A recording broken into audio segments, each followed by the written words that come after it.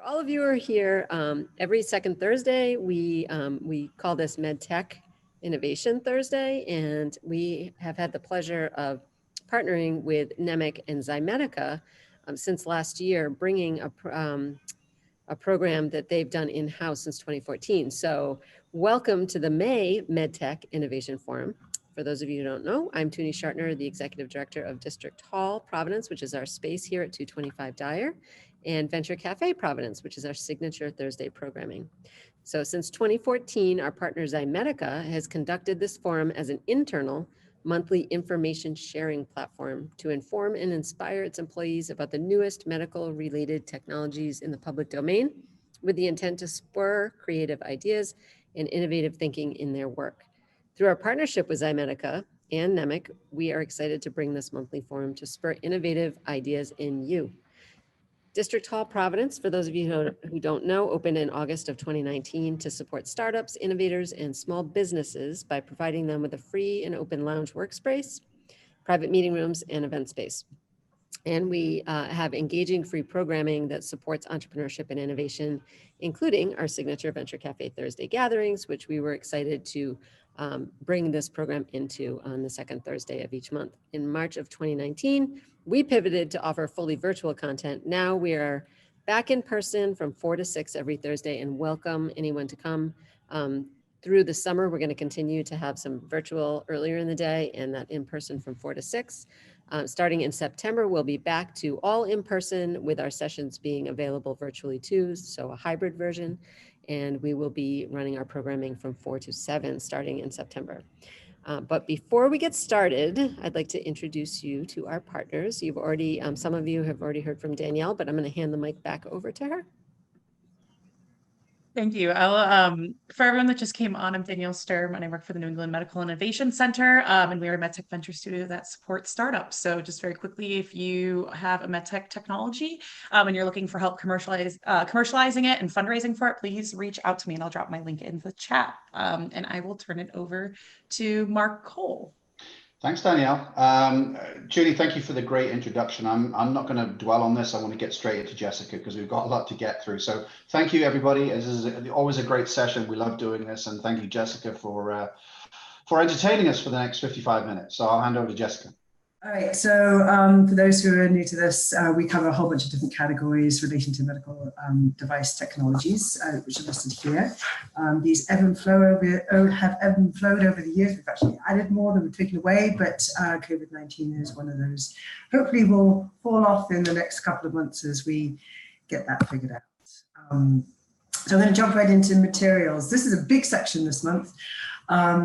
This first one is basically being able to make fabrics out of algae coming from the University of Rochester. They've developed this new bioprinting technique that enables the creation of synthetic materials combining bacterial cellulose, which has a really great capabilities like flexibility, toughness, and shape retention, with microalgae as an ink, and that ink can then be printed.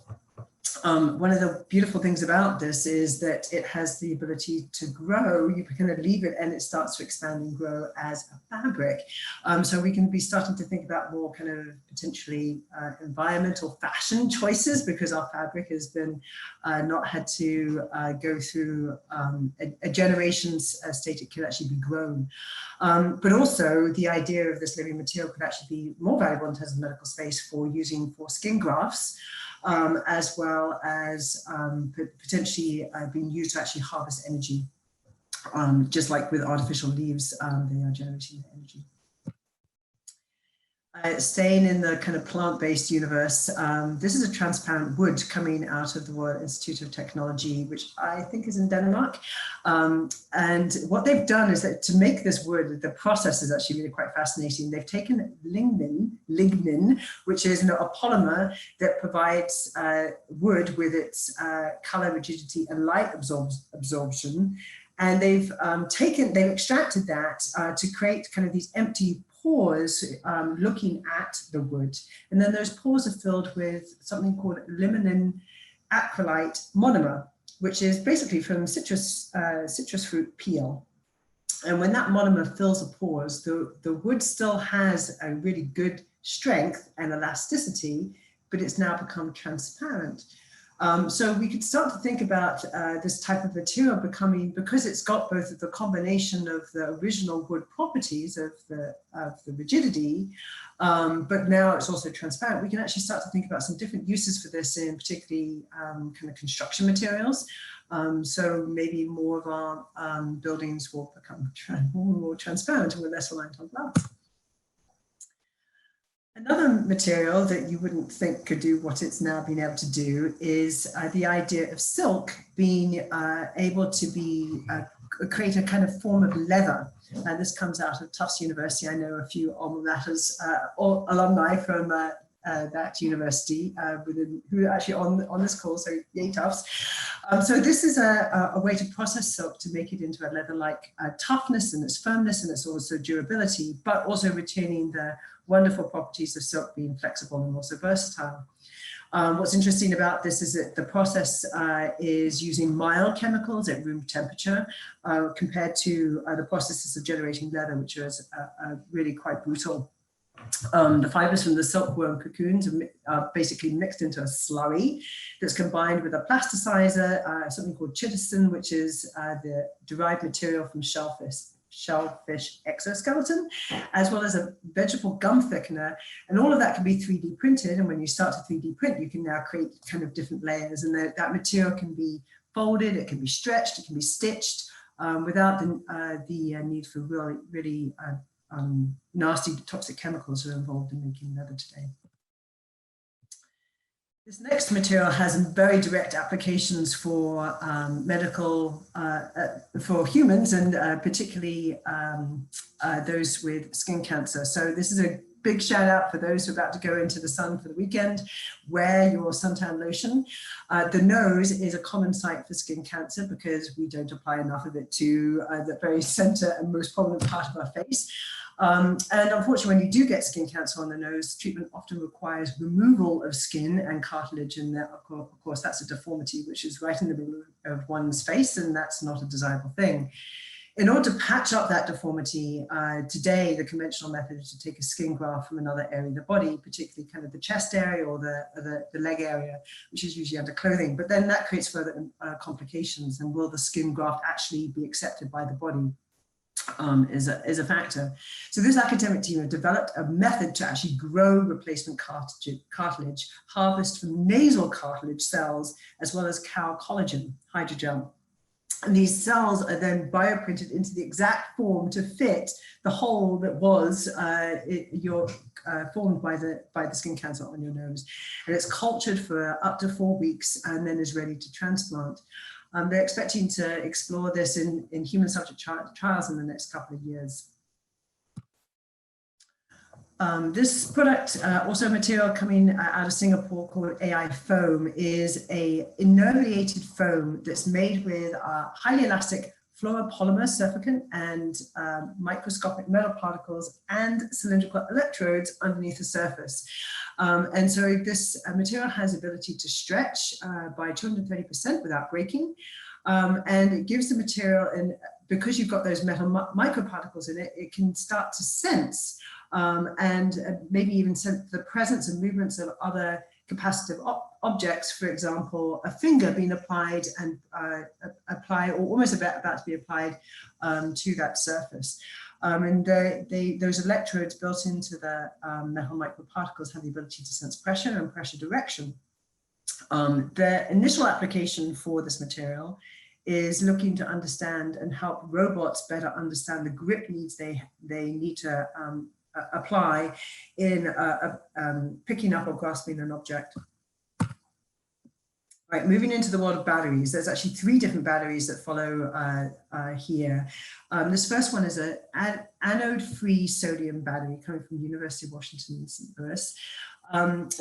What this is trying to solve is the fact that lithium-ion batteries today, which have a cathode and anode that pass ions between them in an electrolyte solution as it's charged and discharged, these lithium-ion batteries require some complex materials, particularly a copper a whole bunch of things that we really have to harvest from the earth.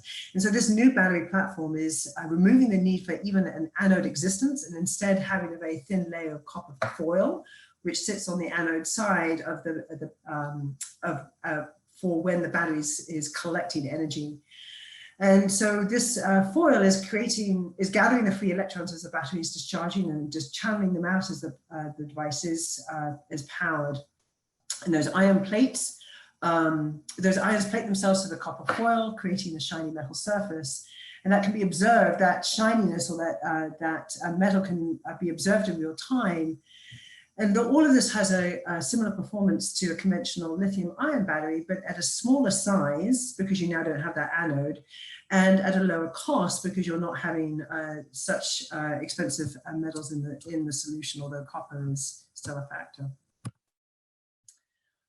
This next battery, Kate McNamee, one of our design researchers, flagged this one for us, is using generating electricity using a liquid solvent that draws electrons out of carbon particles in a reaction that's called alcohol oxidation. So how this battery is set up is that you've got these carbon nanotubes that are generating thermopower waves when they're coated with a layer of fuel. And that heat, as it pulses along the tube, is actually creating electrical current. And so when that carbon nanotube is coated with a Teflon-like polymer, electrons flow from the coated to the uncoated part of the tube. And that these can be drawn out using the particles in a acetone-nitrile solvent, which is really hungry for these electrons. And so you can then start to, within the solvent, really explore kind of smaller batteries to help support even as small as a nanoscale robot, pulling energy from the local environment based on the solution that's there. This third battery is recyclable, made from a polypeptide. So as we have more need for electronics, particularly those that are more mobile, we're using more lithium-ion batteries, which is why all of this innovation is happening. And those lithium-ion batteries are coming from obviously very highly precious and environmentally challenged materials, as mentioned earlier. So this is a metal-free battery that uses electrochemical actives, but also stable chains of amino acids, which are actually called redox active polypeptides, to build electrodes that pass back and forth as the battery is charged and discharged. And those components can also then degrade into benign, non-toxic products by placing them in a series of acidic baths. So this is an interesting one in terms of taking batteries and making them recyclable back to their original material states. Building on the platform of recyclable, now thinking about recyclable printable electronics, Duke University has developed a fully recyclable printed electronic transistor. And this is using a biodegradable nanocellulose with a printable ink that's reduced into a crystallized form and added salts to it. And so the result is a material that is insulating and has a dielectric ink that can be combined with graphene and again, a carbon nanotube to create this conductive ink. That ink then forms a all-carbon transistor that can be printed onto a paper substrate with aerial jet printing. And then to recycle is, again, submersed in a bath, in this case, an ultrasonic bath, and centrifuge, again, to separate out the materials so they can be reused again. Staying in the universe of recyclable, the Fraunhofer Institute in Germany have developed a bioactive paper packaging to replace some of the more plastic-based products that are conventional today. So this produce bag keeps food inside of it from drying out. It has properties that kill bacteria, bacteria that cause food to spoil. It has a resealable Ziploc and we can use multiple times. The materials involve fully recyclable paper, which is surfaced or coated with natural waxes and proteins. And those wax proteins are the things that hold the antibacterial property, particularly derived canola, whey, lupin, and sunflower proteins. And because of the wax, it's able to form an airtight and waterproof barrier to keep the contents sealed. And the bag actually maintains its properties after being chilled or frozen, which is interesting in terms of the food and produce supply chain. This material, called Chromo Update by MIT, is a light-sensitive paint that can update its color and patterns based on exposure to UV light. When it's applied, first off, it comes across as clear, but different frequencies of light can reveal hidden pigment. So when it's exposed to ultraviolet light, it can turn black. And that ultraviolet light can actually expose different intricate patterns that have been created or etched in based on the layers of paint that's been applied. The paint also comes in a cyan and a magenta and yellow variants that can be mixed to create layers of different paint, or so you have the ability to access all three colors at once. And those colors, the non-black and white versions, can be activated with shining a blue, red, green light on it. So you can imagine starting to think about screens. Instead of using screens, we can now display different information based on exposure to light. And what they've found with this MIT team is that these contrasts or these colors can stay in place for up to 2 days when the device is kept indoors. Obviously, when it goes outside, it's exposed to UV light, and so that would change the duration. But now they're exploring, having come up with this idea and actually proven its concept. They're exploring taking the paint into a fiber form that can be woven into clothes and shoes. So we can now look at color changing clothes and color changing shoes. I think that can be pretty darn cool for the future. Thinking about also clothes being exposed to sterile or non-sterile objects and how that might be able to be useful for the medical profession based on UV exposure. Right, the next material is to help basically protect body parts that you want to not be exposed to radiotherapy by basically creating a shield.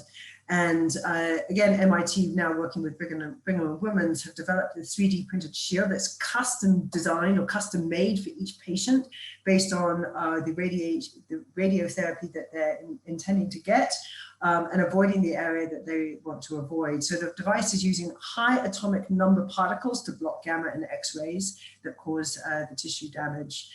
And so they'll print them for each patient's anatomy, placing them on the area of the body part that needs protection. So they've defined it for the mouth or neck area in particular, and found that the shield reduces the amount of exposure in the mouth, which has very sensitive tissue, up to 30%. And up to 15% in the GI tract for prostate cancer patients.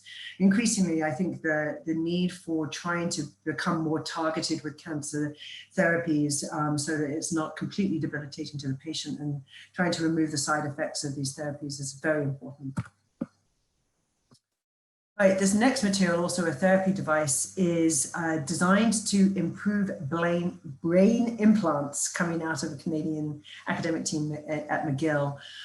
So neural implants today are not really desirable because, for obvious reasons, but because they are stiffer than natural brain tissue. And over time, a neural implant in the conventional form will trigger inflammatory responses by the brain tissue that result in covering that implant with scar, and over time, obviously, that affects its efficacy.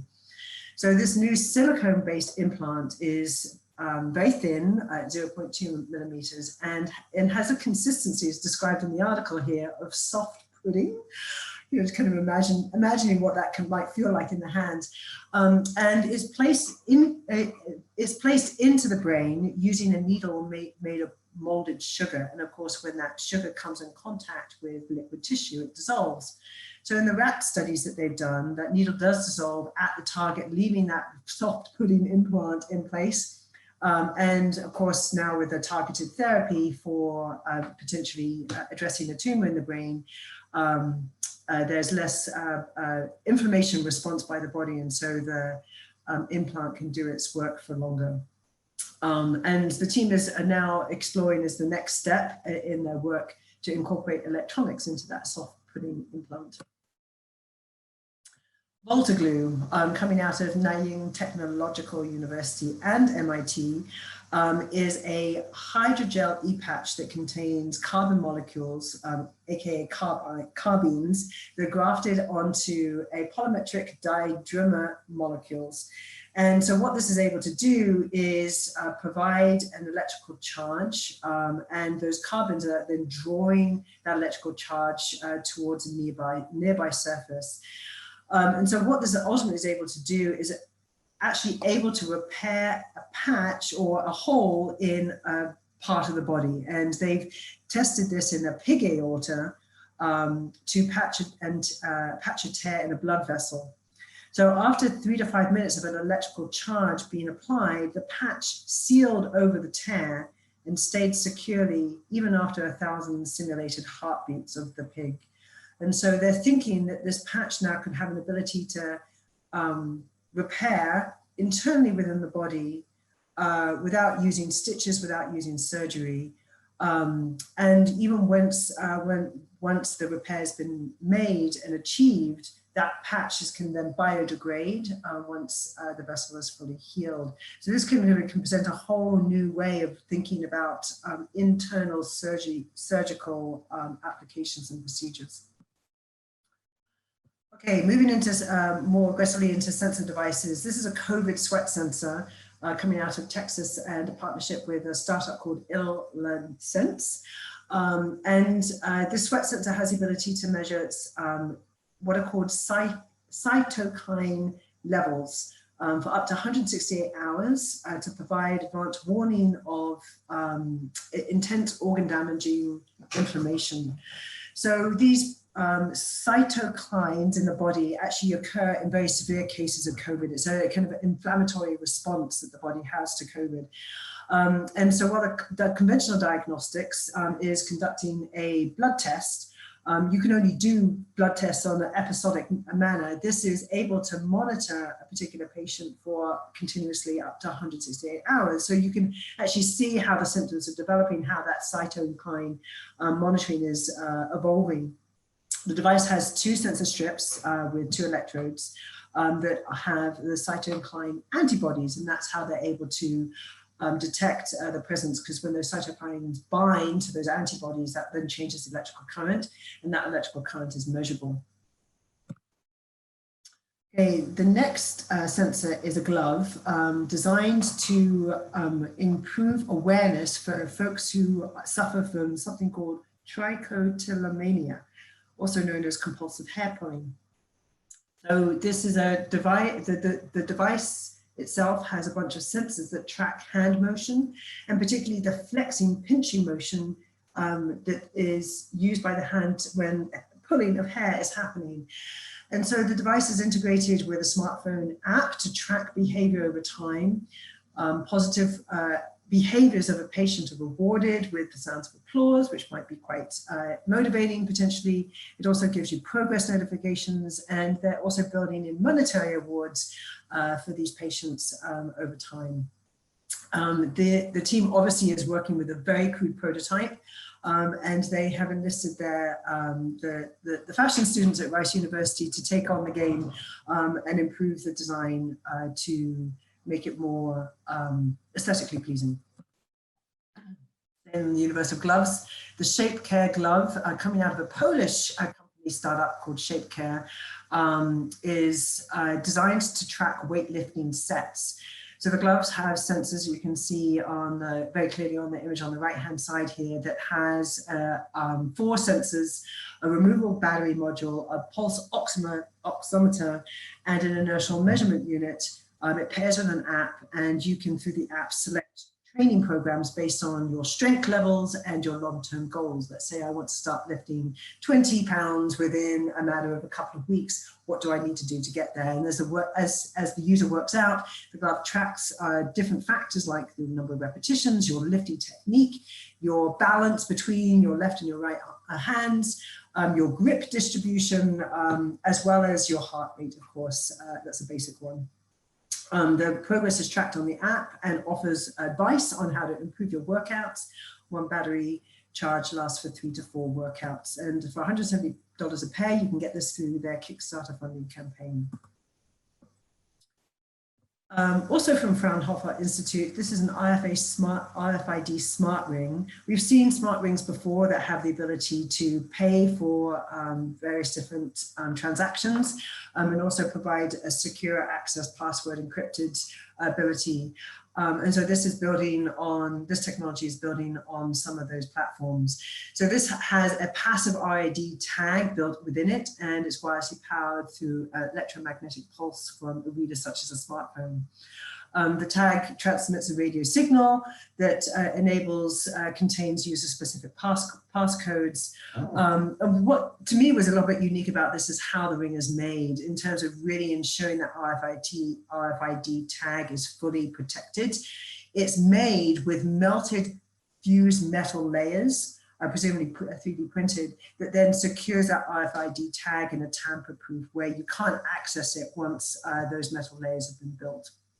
The team expects the device to be able to have the potential to unlock doors, pay for purchases, and provide vital medical information to first responders if need be. It's a bit of a clunky design. It looks more like a man's ring than a woman's ring, particularly when they pair it up with the image that you see on the left-hand side. But interesting nonetheless. All right, this next sensor device is for the cyclists out there. This is an ability to be able to measure your pressure in your bicycle air tires and presumably car tires in the future, because it was built within the inner tube of the tire. There's a pressure sensing and near field communication chip that's powered by radio waves, so it doesn't actually need a battery in it.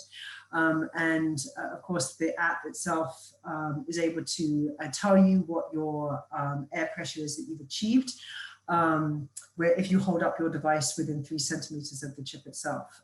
It's pretty expensive for, at a tube, in a tube rate of $49.90, but commercially available buying on the Tubolito Austria app. Right, this next sensor device, there's quite a lot of sensor ones too, is for the fishermen out there planning your next fishing trip. Model 0 is a smart lure coming out of a Japanese startup. This is a rechargeable fishing lure that has water detection sensors, so it's able to detect when it's hit the water. It can monitor its depth under the water. It can monitor water movement and water temperature and even underwater sunlight levels. So pretty sophisticated in its sensor ability. When the user gets a bite or catches a fish, that lure then quickly captures all that data and is able to download it to a smartphone. And then you can, so as a user, you can start to build a database of where you caught which fish and what tactics, what conditions, environmental conditions and locations are actually best for that potentially fish species.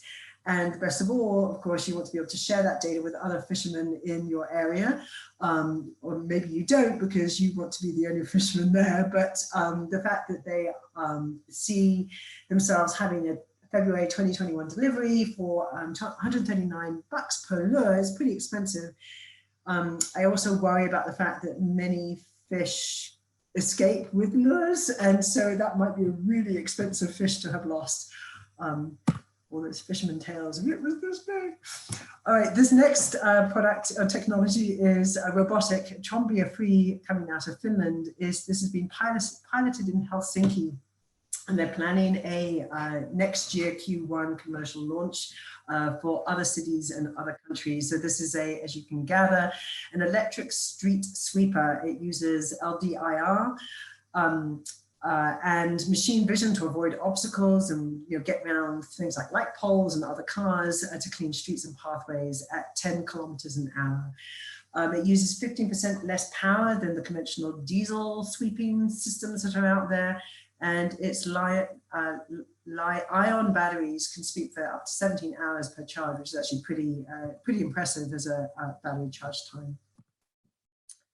Another robotic, we have featured robots that pluck almonds and peaches and, well, why not apples? Monash University in Australia have conjured up a robot that has a mixture of cameras and algorithms to scan an apple orchard and detect for fruit. It's able to process an apple shape and orientation and its location on the stem branch to minimize the amount of damage to surrounding fruit and surrounding foliage. It's got a pneumatic powered soft gripper with 4 independently actuated fingers, and so that is able to suction and grasp and extract apples without damaging the fruit. It can identify 90% of apples within its view and operate in all lighting and weather conditions, so a dark and stormy night. And at full capacity, it can identify, pick, and deposit an apple in the apple basket every 7 seconds. So manual apple picker, human apple pickers out there may start to need to look for another job. Another job taken over by robotics. Right, in the UI category, user interaction category, this is exploring the idea of improving virtual walking. 2 Japanese academic teams have teamed up for this one. So this system is simulating walking by buzzing a seated user's feet. The user sits on a stool wearing a VR headset, and this platform has vibro transducers placed on both the ball of the foot and the heel of the foot, as you can see on the image labeled B. And so as your virtual reality avatar walks, the transducers simulate that heel and ball foot movement as you as you would sequentially touch the ground in virtual reality.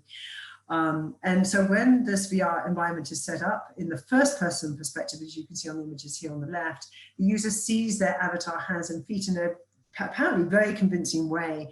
As we start to explore more of what virtual reality can do for us and really have a full holistic experience, this is one of those things that's kind of a missing piece that this Japanese team is trying to fill. These next 2 products are really exposing, at least for me, the idea that apps, smartphone apps, can actually provide medical assistance just in and of themselves. So this Luminate app is offering, and I bite my tongue a little bit here because it sounds really quite incredible, impactful subconscious exploration by altering our user mind states in almost a psychedelic form. So a smartphone app can get you high, is what they're claiming. So the app uses flashlights to create a kind of strobe-like effect, and along with a dedicated audio track on your own headphones, or you can buy the product, the company's headphones, to guide you through this kind of altered state of consciousness, whether it's actually to a point of deep meditation or actual psychedelics. One reporter embedded in one of the articles that I saw trialed this system and found that it did in fact help with insomnia and anxiety, which is what they're trying to prove out in their clinical campaigns. They've launched already. So you can buy it, and if you buy it and you try it, let me know. I would like to know how that goes. This next product is similar. It actually came from the same article as the previous one, called Brain Tap Pro from Neuro Lounge, which is a chiropractic clinic in Canada. They've developed this app and headset system that again uses light and sound to synchronize brain waves to a specific rhythm to actually try and retrain your nervous system. So through a series of planned specialized sessions, you can achieve deep state relaxation, of course, you can relieve anxiety, you can improve your focus, you can potentially improve your sleep habits. The company claims that 10 to 20-minute daily sessions can really help improve your brain resilience and even your creativity. So industrial designers out there, maybe this is a product for you at $500. It's not a cheap one, but commercially available, coming out of. All right, moving into diagnostics now, this glucose sweat sensor. We've seen glucose being measured in a lot of different ways, sweat being one of them. Even your teardrops from previous tech forums. UC San Diego have developed this sweat sensor that's able to monitor and measure glucose levels on the skin and convert them into an accurate blood sugar estimate. The sensor adjusts its algorithms to personalize to the individual sweat levels of the user, because we all have different sweat levels, and that's done through one single monthly fingerprint calibration. The sweat sensor works by the user just placing their finger on that square patch sensor at the end there for 1 minute to collect enough sweat at your fingertip to test.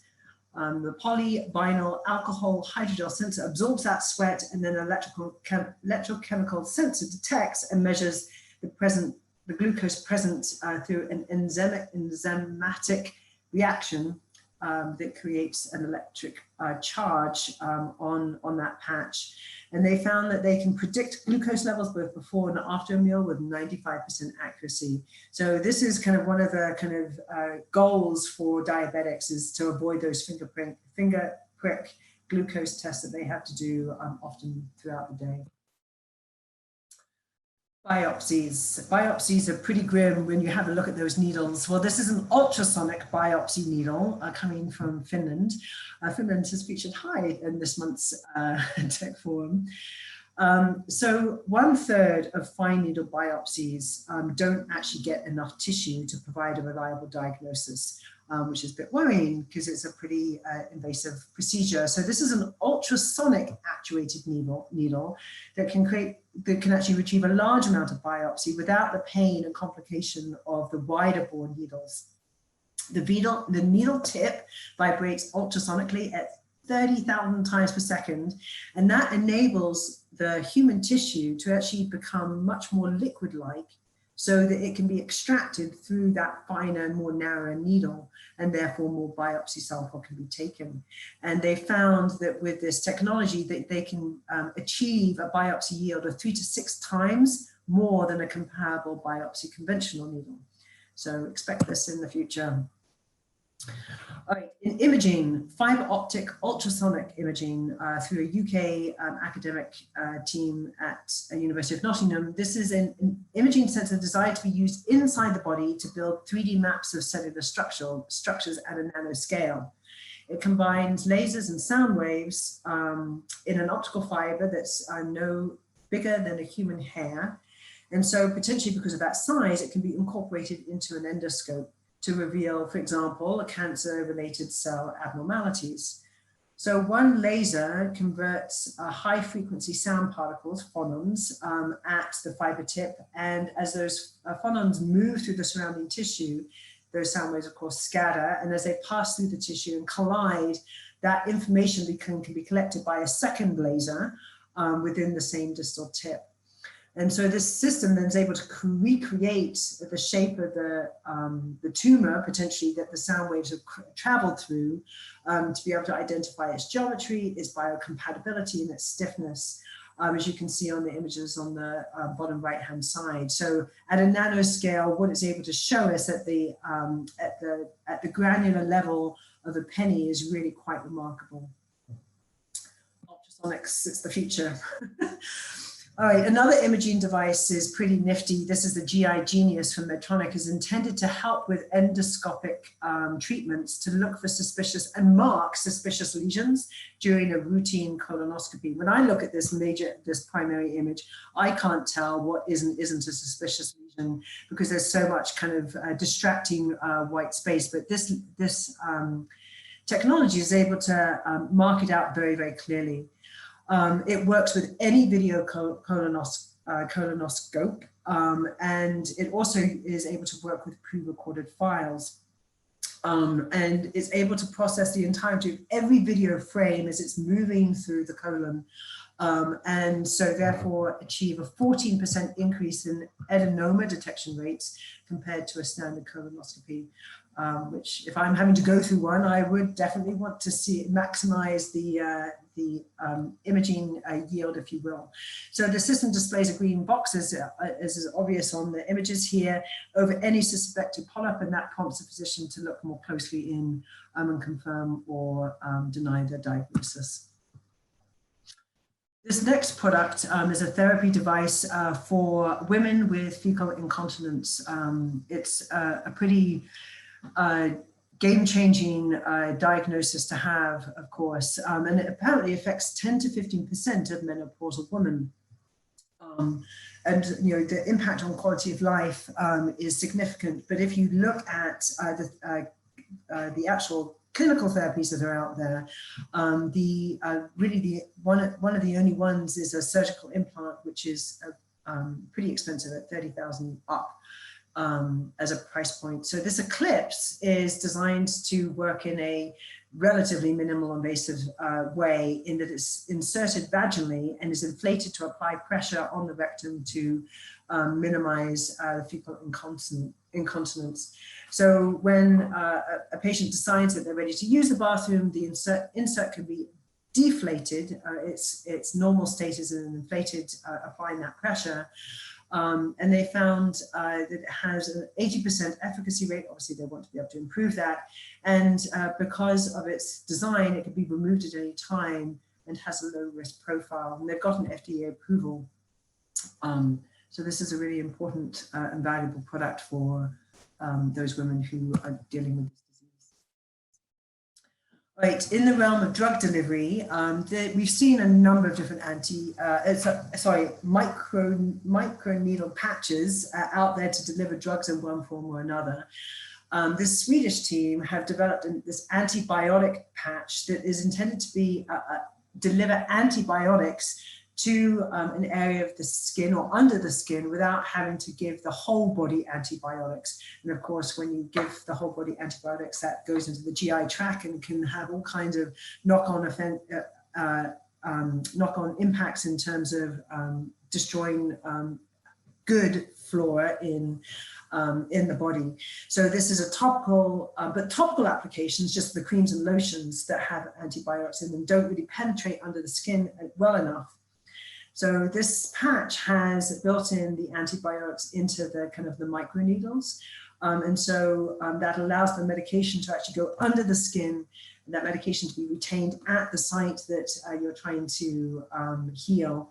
And so therefore a lower dose can be used, and you're not having to subject the whole body to something that is more debilitating. Staying in the patch business, a cryo microneedle patch coming out of Hong Kong.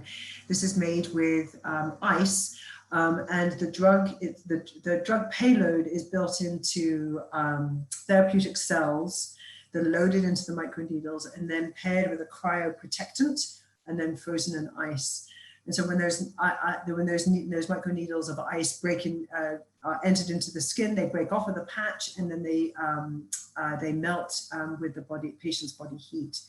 So ice is a really simple material to work with. Of course, it needs to be kept cold, but it involves less waste. And that also has, and ice also has the wonderful benefit of preserving cells, particularly bioactive agents like proteins and RNA and DNA and vaccines that we are dealing with today. So potentially our next COVID vaccine, instead of it being an injection, could be one of these cryogenic microneedle patches. All right, shifting now into disabilities. The NEMIC shoes from our Austria team, Austria startup, is a toe-mounted ultrasound sensor and integrated camera that's able to warn a blind user of an obstacle up to 4 feet in front of them in their path.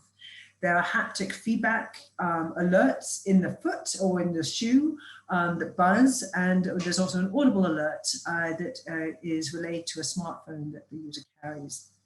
There are LEDs in each sensor that can also flash when an obstacle is detected to alert that obstacle, or whether it's a pet or another human that they probably should move. The camera function that they're building in now into this product is able to add the ability to determine if the obstacle is one that the user can step over or avoid stepping into, like a manhole, or even if they can run through it, and presumably that feedback would then be conveyed to the user to help them navigate that obstacle. The company is also looking to build maps of fixed obstacles in various different cities and then share that with other blind or vision impaired folks, so that they can have already built a map of where they need to get to and avoiding obstacles. This is a pretty expensive device for the level of prototype finish that it has, but they're anticipating getting this to market pretty soon.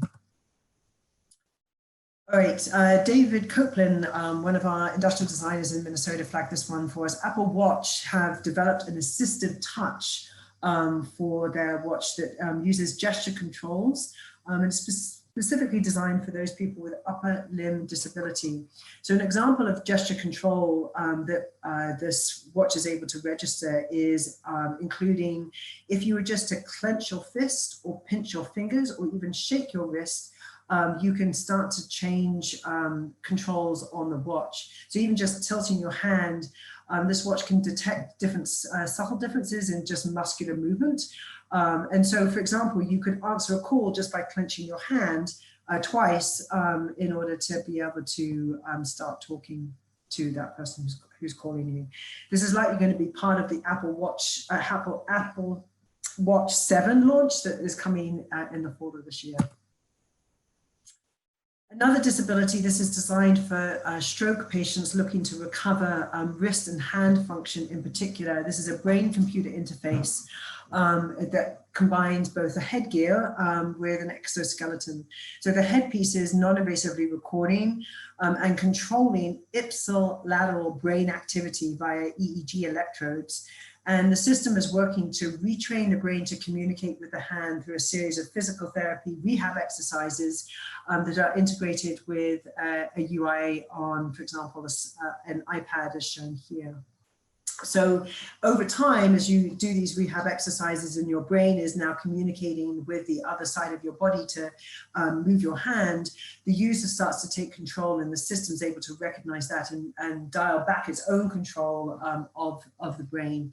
So in a 12-week clinical trial that they did with patients with significant motor function, primarily stroke patients, they saw a really significant improvement, particularly with those people who had paralysis, complete paralysis in their hands. So this is really very exciting as a therapy for folks with disabilities. This next product is an ankle exoskeleton coming out of Stanford. It is a powered ankle exoskeleton designed to help people walk faster. When I first heard this, I thought everybody in Manhattan is going to want this, but it's actually intended to be designed for those people whose gait is slowing down due to age or an infirmity. The product fits around the shin or inside the shoe, and as the user walks, it acts as a mechanical calf muscle, putting force into every step. So it tugs at the heel and it presses down on the toes. You can, as a user, select your walking speed with up to a 40% increase. Yep, I can see those Manhattaners going full 40% immediately. And in addition to speed, they anticipate it's going to help relieve pain for overloaded joints and also improve balance, also a factor for those folks who have gait issues. All right, 2 in the her category, and we're good for time. That's good. Maybe have a bit of conversation about some of the more unusual ones here. This one I flagged because I don't think I want it. It's the idea of social interaction optogenetics coming out of Northwestern here in Chicago. So optogenetics is using light to target genetically modified neurons to control specific regions of the brain. So potentially it could be used as a treatment option in a good way for a range of conditions, including blindness and paralysis. But this research team have tried out this technology in a group of mice with altering their neurons via this wireless implant you can see on this fingertip. The wireless implant has an LED light that probes the light angled down into the brain, and that light is operated with a near-field communication to activate and deactivate neurons in the brain, and they particularly focused on higher order executive function. And they've been focusing on these poor, dear, lovely mice to increase and extend their social interactions at a switch of a button. So they are exploring how these mice with this turned on light in their brain are actually communicating more with other mice.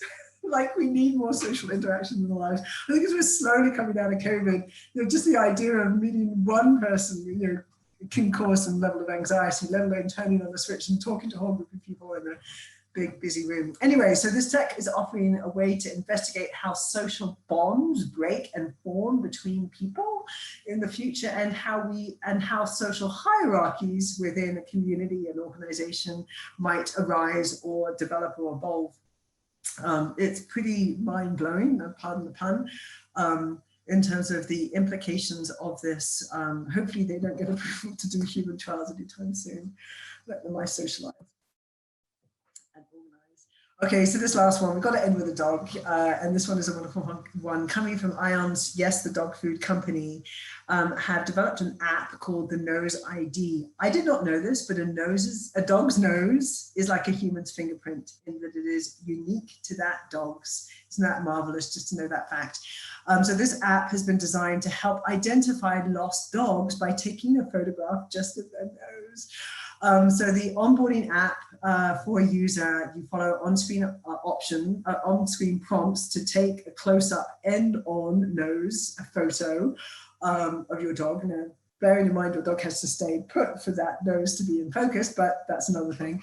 And then this is documented with a physical description of shaggy dog, brown hair, brown fur, into a cloud-based profile. And so hopefully when your dog goes missing, the owner can then send an alert via an app to the other app users in the region, and they can, when they come across their dog, verify that lost dog through their nose identity and contact the owner. Of course, microchips work in the same way, but why not just take a photo of your dog's nose just to be on the safe side? They're piloting this in Nashville, Tennessee, and hope to roll out, I think, by the end of the year.